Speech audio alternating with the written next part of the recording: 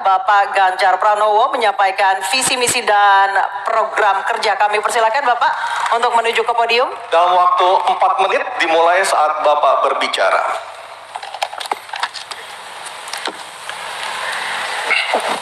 Terima kasih. Selamat malam Bapak Ibu sekalian yang hari ini hadir di studio dan tentu saja yang menyaksikan melalui tayangan televisi atau streaming. Kami membaca sekaligus mencatat persoalan luar negeri, pertahanan keamanan, dan tentu saja dari 3 ini kami akan menyampaikan poin per poin. Yang pertama terkait dengan politik luar negeri kita.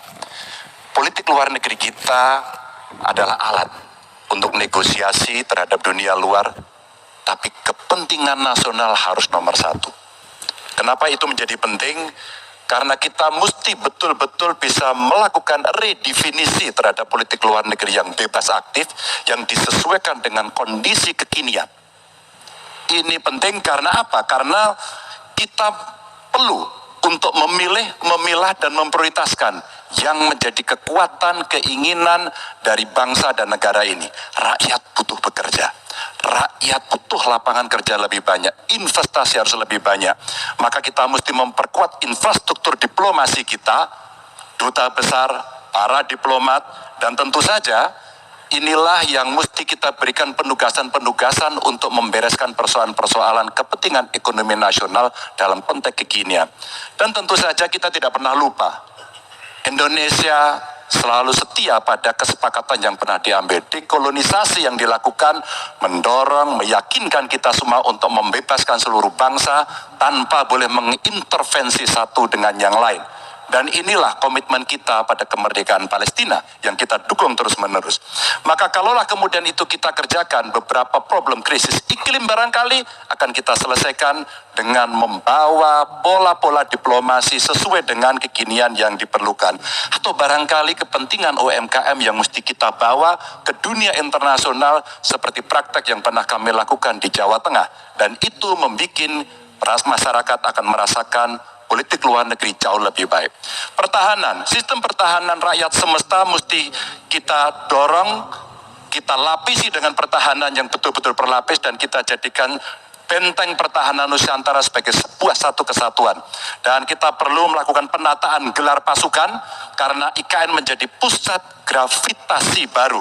Dan ini bagian dari antisipasi terhadap tarung global antara Amerika Serikat dan Tiongkok. Untuk itulah pertahanan kita mesti masuk pada wilayah 5.0 dengan teknologi sakti, dengan rudal hipersonik, senjata cyber, sensor kuantum, dan sistem senjata otonom. Dan itu bisa dilakukan kalau anggaran dari Kemenhan itu 1-2% dari PDB, sehingga MEF kita akan bisa tercapai.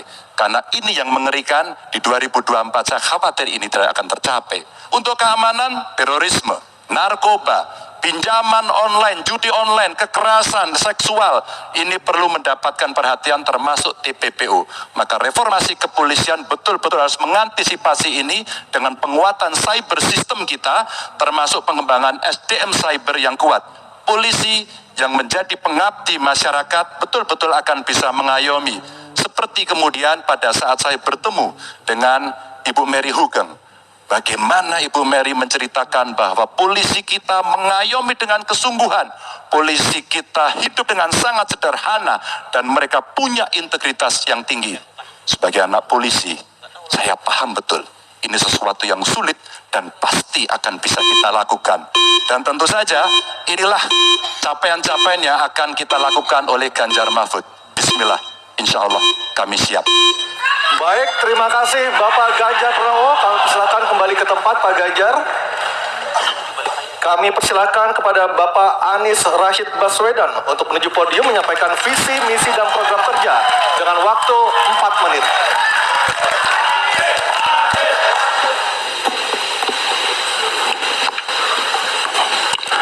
Assalamualaikum warahmatullahi wabarakatuh. Selamat malam dan salam sejahtera untuk semuanya. Bapak Ibu sekalian, saudara-saudara sebangsa setanah air yang saya hormati, yang saya cintai.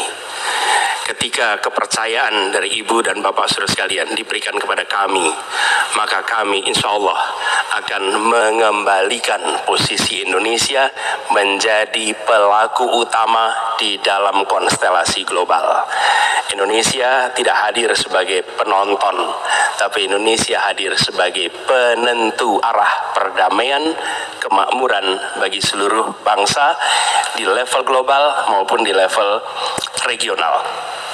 Kami merencanakan bagaimana kekuatan Indonesia, kekuatan kebudayaan, kekuatan kesenian, kekuatan ekonomi ikut mewarnai kancah dunia. Kita ingin film kita, seniman kita, kuliner kita, diplomati kita, para diaspora kita menjadi fenomena dunia, hadir mewarnai kancah internasional. Kita menginginkan dengan cara seperti itu, maka apa yang kita kerjakan di level dunia membuat Indonesia bisa menjadi tuan rumah di negeri sendiri, sekaligus tamu mempesona di negeri orang. Dan Presiden menjadi panglima diplomasi Indonesia, bukan hanya hadir dalam forum-forum, tapi hadir mewarnai, hadir serius memperjuangkan amanat, termasuk amanat terpenting, menghapuskan penjajahan di muka bumi. Bukan sekedar statement dalam upacara, tapi Presiden dan seluruh jajaran diplomasi bekerja keras untuk itu, khususnya untuk Palestina. Tapi dalam kenyataannya, kita bicara tentang pertahanan di sisi lain.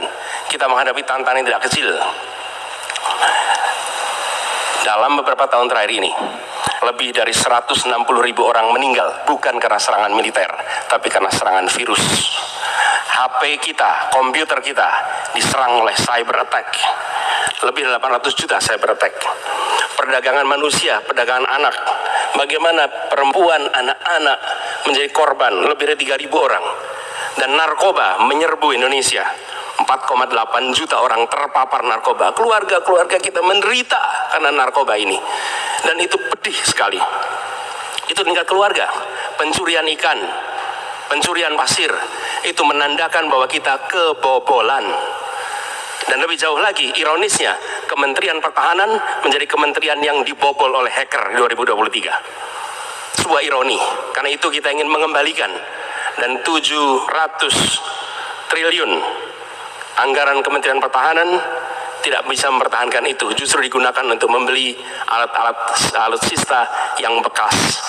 Di saat tentara kita lebih dari separuh tidak memiliki rumah dinas, sementara menterinya punya, menurut Pak Jokowi, punya lebih dari 340 hektar tanah di Republik ini.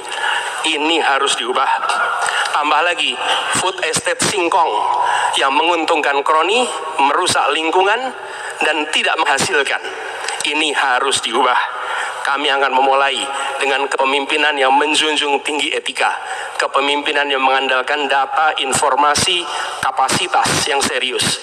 Kita ingin Republik ini berperan di level global, dijaga secara serius untuk rumah tangga, untuk nasional, sehingga kewibawaan kita adalah kewibawaan berdasarkan kekuatan. Untuk itu kita butuh perubahan. Terima kasih. Assalamualaikum warahmatullahi wabarakatuh. Baik, terima kasih Bapak Anies Baswedan, dipersilakan kembali ke tempat. Harap tenang. Harap tenang, Kita sudah paham. hadirin, harap tenang dulu. Baik, selanjutnya kami persilakan kepada calon presiden nomor 2 Bapak Prabowo Subianto untuk menuju podium menyampaikan visi misi dan program kerja. Harap tenang, ada waktunya. Harap tenang. Waktu Anda 4 menit dimulai ketika Bapak berbicara, silakan. Bismillahirrahmanirrahim. Assalamualaikum warahmatullahi wabarakatuh. Salam sejahtera kita sekalian. Shalom, Om Swastiastu, Namo Buddhaya, salam kebajikan. Bapak-bapak, ibu-ibu sekalian yang saya hormati, malam ini kita membicara tema-tema yang sangat penting: pertahanan, hubungan internasional, geopolitik, globalisasi, keamanan. Dengan demikian, kita kembali kepada dasar kita, tujuan nasional yang tercantum dalam Undang-Undang Dasar kita, dalam pembukaan Undang-Undang Dasar 1945 tercantum sangat tegas bahwa tujuan nasional kita yang pertama adalah melindungi segenap bangsa Indonesia dan seluruh tumpah darah Indonesia. Jadi, fungsi dari negara yang pertama adalah melindungi, berarti pertahanan. Saudara-saudara, kita memahami negeri kita sangat besar, sangat kaya, ratusan tahun negara-negara dari jauh datang ke Nusantara ini untuk intervensi, untuk mengganggu, untuk adu domba, dan untuk mencuri kekayaan kita. Sampai kita merdeka, kita pun harus berhadapan dengan kekayaan alam kita diambil dengan murah.